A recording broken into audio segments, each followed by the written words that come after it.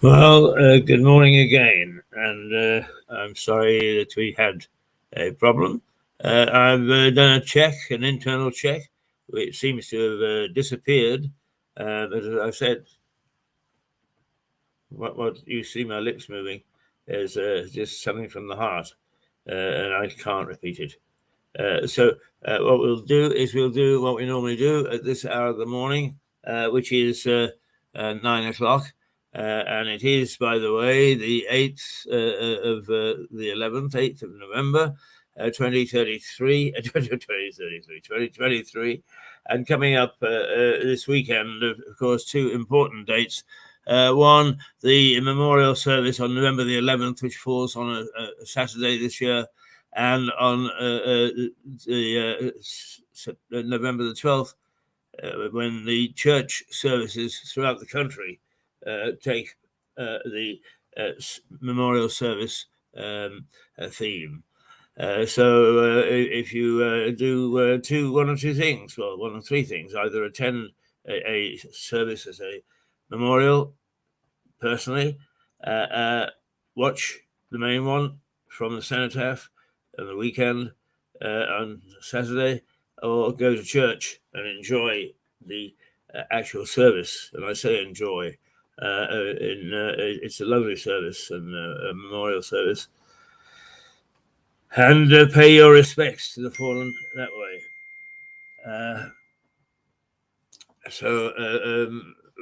Welcome back anyway. And if you think that I'm looking haggard. Running a television station is no easy matter, believe me, even a small one like this. And of course, the main news locally is that the White Hart has been sold, which means that Mirador no longer has a home. And we're very happy in the White Hart. Cliff Aries was extremely good to us. His staff are absolutely superb. And this morning, setting out to do television, it was not the same. However, we are on. Tomorrow I am meeting with Declan at the Black Horse, who is a real gentleman and a delightful character to know, and runs a very good pub. To see whether, in fact, it will work out of the Black Horse. You can't keep good men and women, for that matter, away from a decent pub, and a decent pub it is. It's become my local some little while ago. I love it. Apart from which, he's got a beautiful barmaid there. Two beautiful barmaids. One I haven't got to know yet. The other I have, Andrea, and she is just lovely and looks after everybody in a very efficient way and a very pleasant manner. But actually, on the side, really, she is a songwriter. And she tells me that she's at long last got one ready, enough to for her not to feel guilty if she exposes it. So we're going to try hard now that we're hopefully going to broadcast from the Black Horse is to get some of Andrea's music on there, which will be an absolute delight because she's a charming young lady. That's enough of that. We need to get back to the horror of everything. And one horror is that right now we have reverted to the foul weather. It's awful out there. And I can tell you that it is going to last all day. All day. The chance of precipitation right now at 10 o'clock is, it's 9 o'clock in fact, but at 10 o'clock is 95%. And at 11 o'clock, it is 95%. And whoopee, at 12 o'clock, it goes down to 90%. And not until 1 o'clock have we got the chance down to 60%. And it doesn't drop to 30% and show perhaps a little bit of the night sky until 7 o'clock this evening. And then it does begin to disappear. And it disappears so that it looks as if we might have a fairly dry night. Looking ahead, we let's see. Today is Wednesday. Yes, on Thursday, the temperature is going to plunge to 6 degrees. It will rise to 10, which isn't bad, I suppose, but not as good as it has been. And we then have a chance of decent weather, some rain, but not as bad as it has been. And on Friday, the temperature will certainly not go any higher than 10, and it will cloudy. And on Saturday, we get sunshine again. Whoopee! It's going to be a sunny day. And that will last a little bit throughout the weekend until Monday. We get the Monday blues, and back we go to work. Oh dear, oh dear, oh dear. Okay, that's the weather. Now let's go back to the really bad stuff, and what's in the news, because it ain't very good. Not that it has been recently. Let's take a run through. First of all, the Metro. It looks at the first speech made by the King to outline the government's proposals, and he apparently acquitted himself reasonably well. I must say, that somebody who is never a great fan of Charles as a prince, is that he is beginning to behave very much like a king, and I'm quite impressed. Let's hope that the longevity of his reign, which I hope will be, well, I doubt if it can be as long as his mother's, but nonetheless, let's hope that the time that he has with us, that he is a wise and sensible and sensitive king. The King's speech, King ZZZ speech, says the Metro. A historic day, yet Sunak plans just more of the same. It is not at all supportive of what poor Charles had to read out. Many of Wednesday's papers carry pictures of the King delivering his first speech at the state opening of Parliament since taking the throne last year. The Metro dubs the event the King's speech and says the government plans underwhelm even its supporters. It says that of the 21 bills mentioned, the lowest number since 2014, none were new and 7 were carried over from the last Parliament. So general disappointment, but not at the King, of course. He reads what he's asked to read by his government. Here is the response on the Eye. Braverman split with number 10 on tents as Tories accuse her of a leadership bid. Well, they would, wouldn't they? If there's anything that the Tories know how to do, it's to fight in times of crisis, to fight each other so that they become powerless and useless. Dear. If only I could get behind the alternative, but I can't. But we've got a useless, bloody bunch in Westminster at the moment. A proposal by Home Secretary Suella Braverman to restrict the use of tents by homeless people, which didn't feature in the speech, was never cleared by Prime Minister Rishi Sunak and left officials in Downing Street blindsided, according to the Eye. It adds that 2 ministers have already distanced themselves from the plans, and that Tory MPs have accused Miss Braverman of making a bid to replace Mr. Sunak as Conservative Party leader. One is quoted as saying everything she does is about the leadership challenge. Well, we haven't got much of a leadership at the moment, so by all means, let's have her challenge. See whether she can do a better job. Surely that's what it's all about, because at the moment it's useless. I had on Monday, those of you who tune into Mirador, I had a long debate with a correspondent from France, Harry Atherton, and he has the same view as me, is that where on earth are we going? Where on earth are we going? Because neither party at present, and apparently this is true of France, it's true of the Americas, it's true of many parts around the world, are going anywhere. They are not showing any leadership. That's what we're missing. Has Suella got leadership? I don't know, but I would trade it all in if she has, because she's certainly showing that she's sparky. That help what they call the grandees. I'm fed up of hearing about the grandees. They're as daft as everybody else. We're getting no leadership from them at all. All they do is they defend their 300 quid a day or whatever it is, and they make sure that they're not going to lose their title. That's all they do. There's little to do with the average man and what's happening in the world. We want somebody to stand up and put the boot in, somebody to stand up and yell and scream and get debate going, get governments going, get the people going, instead of what we've got at the moment, which is a complete lackluster approach to everything. It's almost as if, we have no problems. Well,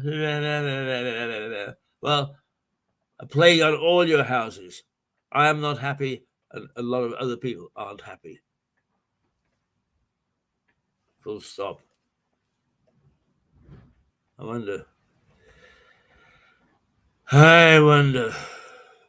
who's kissing her now. It's a song, isn't it? Right. The Daily Express. Sunak accuses Starmer of plot to lock the UK into an EU deal. The Daily Express says Mr. Sunak has accused Labour leader Sir Keir Starmer of planning to ditch our Brexit freedoms and shackle the UK to a fresh EU deal. Oh dear, oh dear, oh dear. We are really going to jump from bad to worse and then back again. I've had it with all our leaders. Let us see some leadership. Keir Starmer is a disaster. Rishi Sunak is a disaster.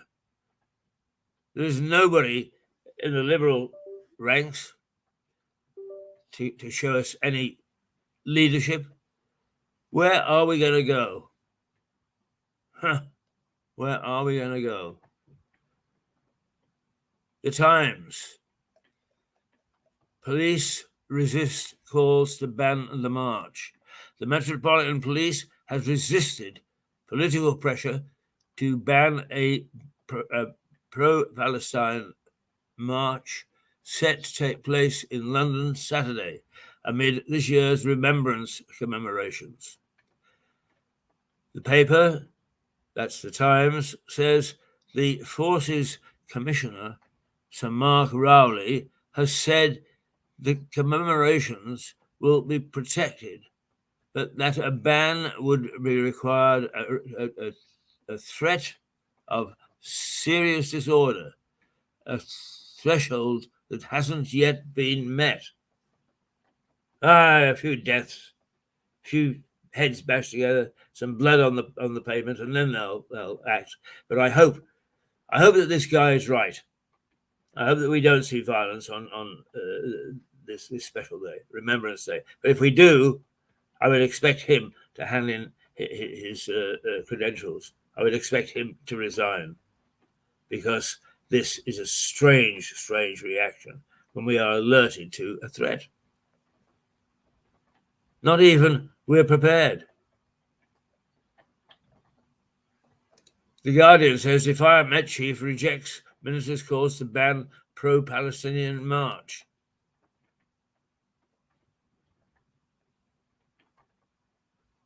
We can't forget vigils held for Israeli hostages. The Guardian quotes Sir Mark saying that the organizers of the march have shown complete willingness to stay away from the cenotaph and Whitehall and have no intention of disrupting the nation's remembrance events. It adds that his statement comes despite a chorus of cabinet ministers, including the Home Secretary and Justice Secretary, insisting the march should not go ahead. Where do we stand? Where do we stand? The Daily Mail. Pray they don't end up with a riot at the cenotaph. Pray they don't end up with a riot at the cenotaph. That's what the Daily Mail says. The paper says Sir Mark's statement comes despite fears of violent clashes between the marchers and right-wing activists.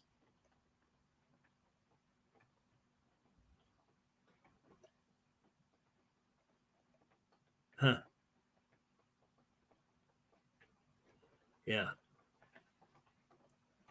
I must say, at this particular stage, it does defy belief that some sort of preparations are made if, in fact,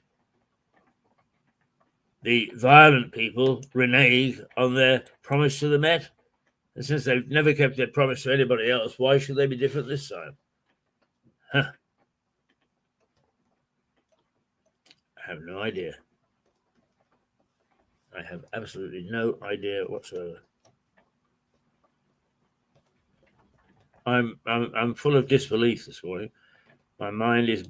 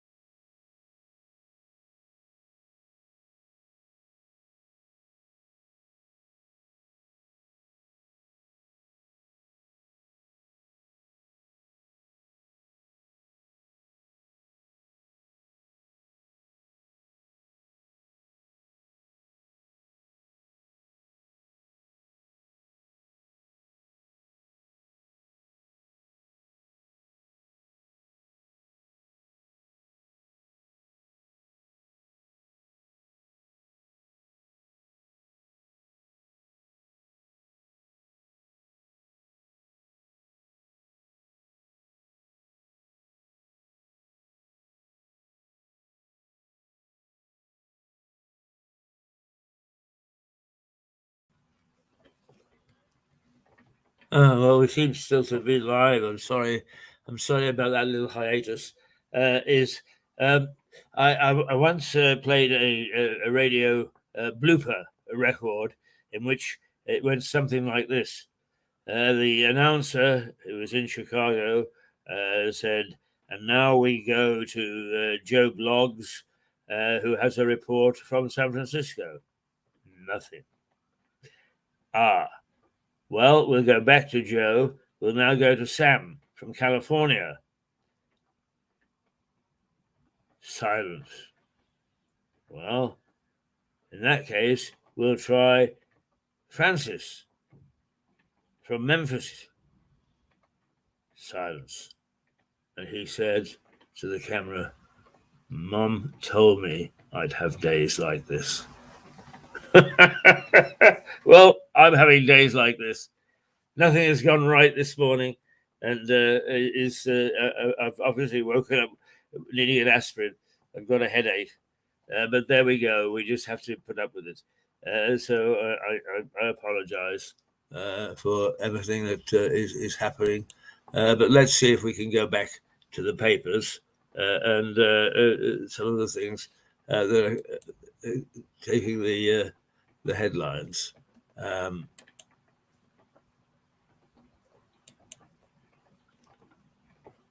At the moment, no. Let's see.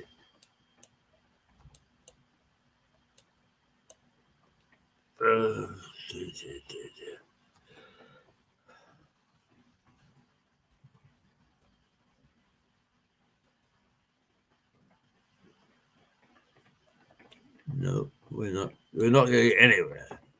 We're really not getting anywhere.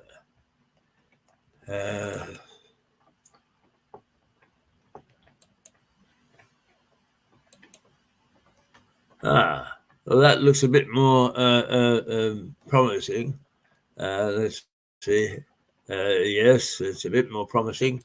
And we'll go back to where we left off.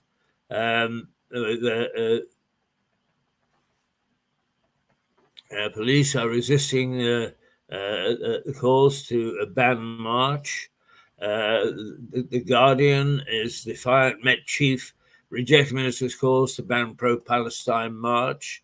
The Guardian quotes Samak saying that the organisers of the march have shown complete willingness to stay away from the cenotaph and Whitehall and have no intention of disrupting the nation's remembrance events. It adds that his statement comes despite a chorus of cabinet ministers, including the Home Secretary and Justice Secretary, insisting the march should not go ahead. Well, it's playing with fire, but let's hope that we don't get a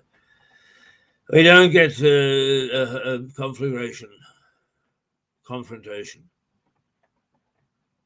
The Mail: pray they don't end up with a riot at the cenotaph. That's what the Mail says. And the paper says Samak's statement comes despite fears of violent clashes between the marchers and right-wing activists. The Daily Telegraph: Hamas fighters last stand at hospital.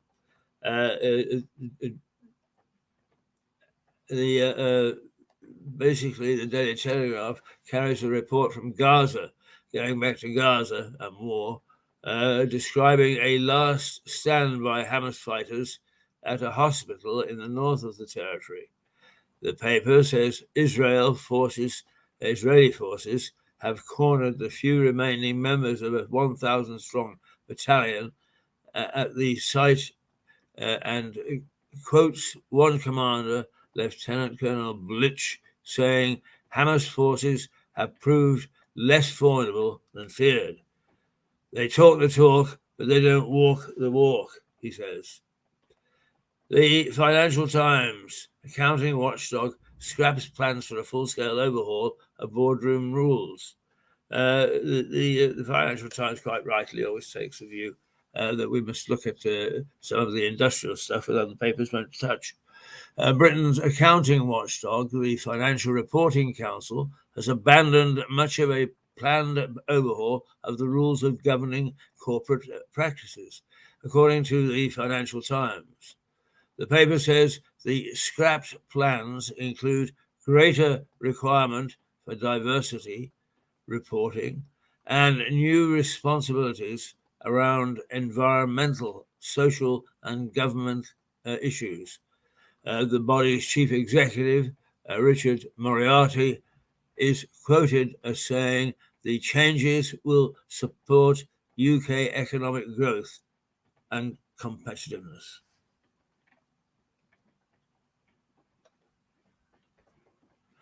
The Sun: girls again, it says. The band reunited with a single dedicated to Sarah. Unfortunately, fortunately, we have these papers that pretend that there's nothing dire going on. The Sun reports that all-girl group Girls Aloud are planning a huge comeback and have filmed a historic video ahead of the release of their first single in how many years? 11 years.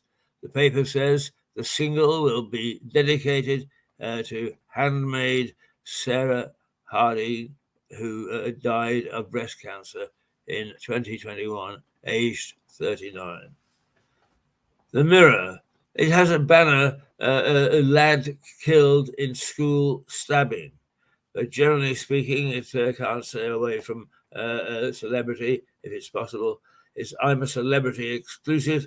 Oops, Britney's sister to tell all in the jungle. This is all a mystery to me. Going into the jungle, out of the jungle, in the jungle, up the jungle. But basically, Jamie Lynn Spears, the sister of singer Britney Spears, is expected to join the lineup of the next series of I'm a Celebrity, Get Me Out of Here. According to the Daily Mirror, the paper says bosses hope she will spice up the show by lifting the lid on their turbulent relationship. Oh my God. No wonder we're all in trouble. The Daily Star, lost in space. Veggie's 10-a-day habit gives her orangey glow. Carrots turn me into Oompa Loompa.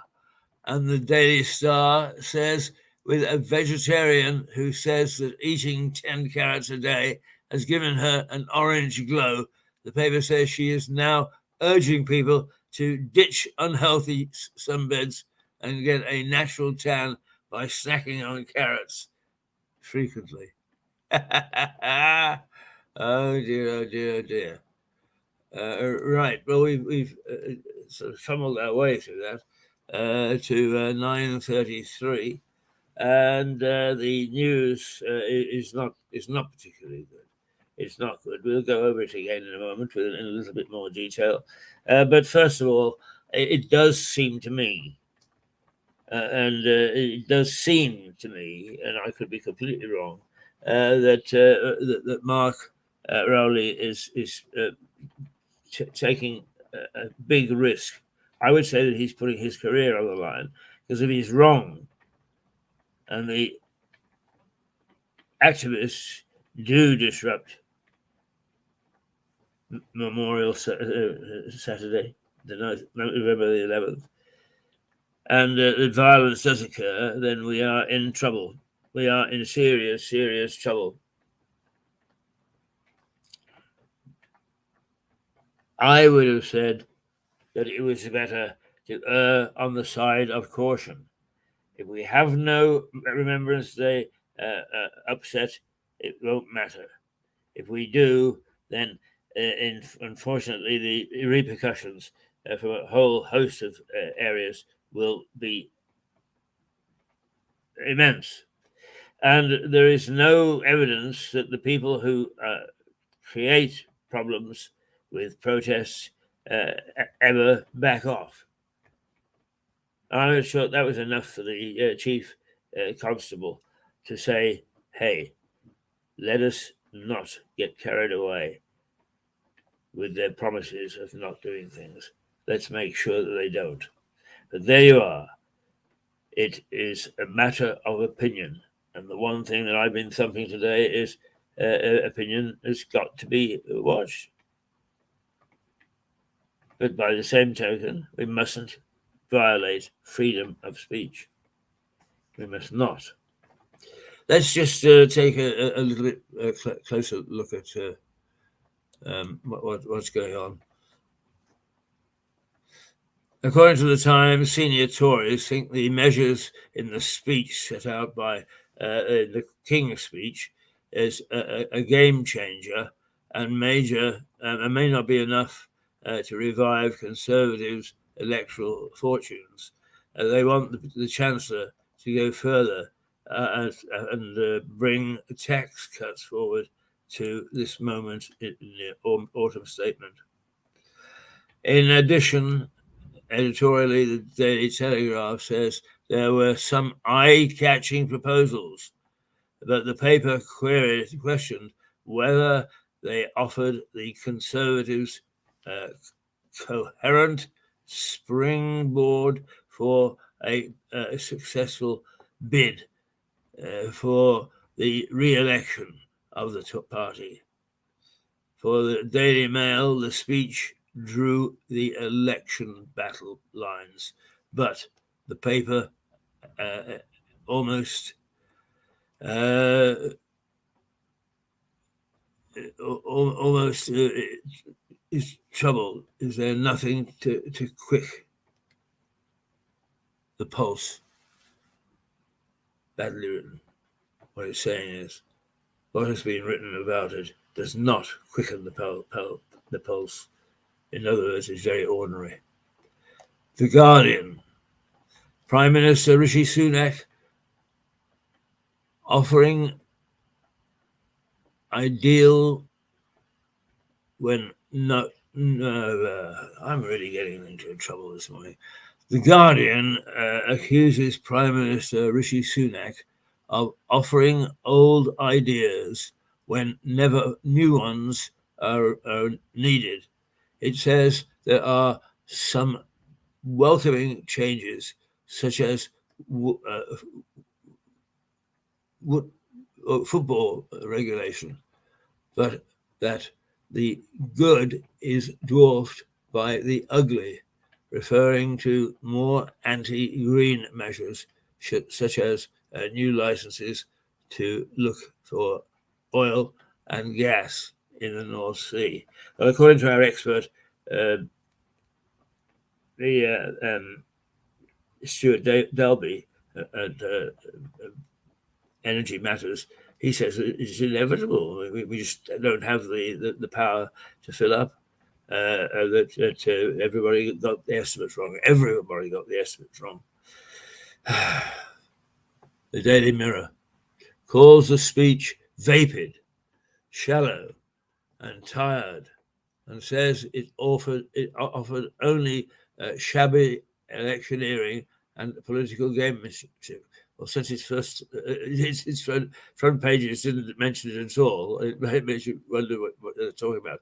It praises some measures, such as those requesting serious criminals to end or attend their sentencing, but said overall the direction was wrong and slow. My goodness me. The Daily Telegraph, on a report from Gaza, describes the last stand by Hamas fighters at a hospital in the north of the territory. The paper says the forces have cornered the few remaining members of a 1,000-strong Hamas battalion at the site, and quoted one commentator, Lieutenant Colonel Blick, saying Hamas forces haven't proved less formidable than feared.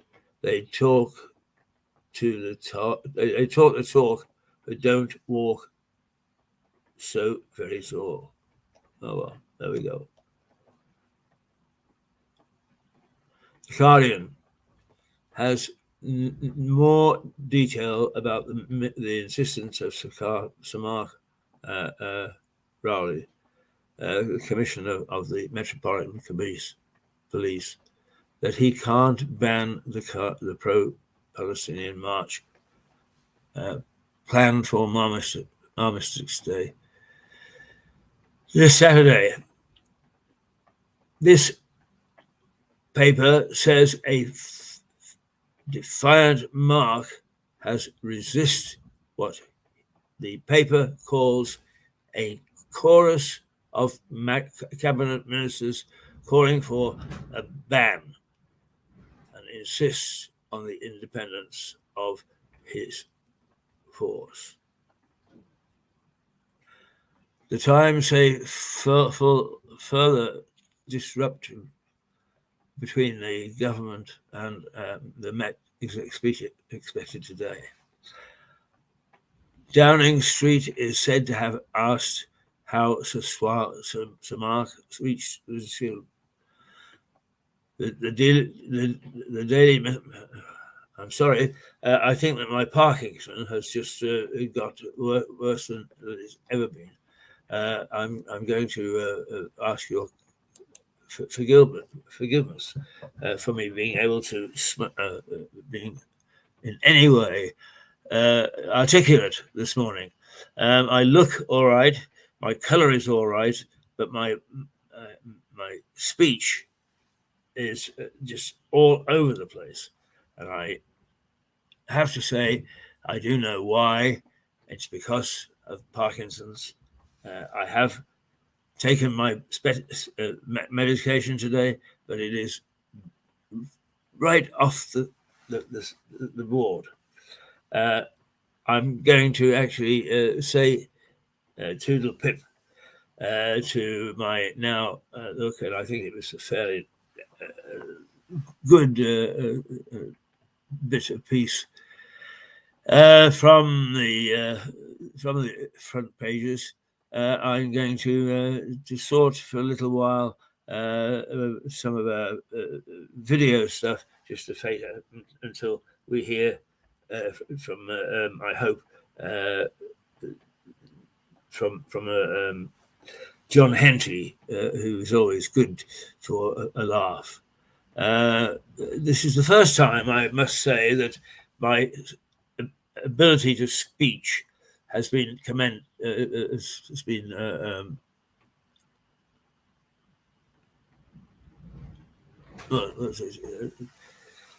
stopped from operating properly. I haven't stopped because it just shows you what can happen to somebody who is not properly well. And I managed to keep it always, keep away from feeling sorry for myself, but I'm very much at the moment very much upset by what's going on, and it's just happened in the last half hour.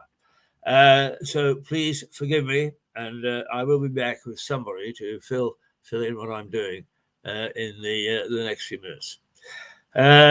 Sorry about this. It is one of those things, I'm afraid, where sometimes we are unable to do what we want to do because nature does us otherwise. And that's happening today. God only knows why. Toodle pip, toodle pip, toodle pip. We'll be with you in a little while. Bye-bye.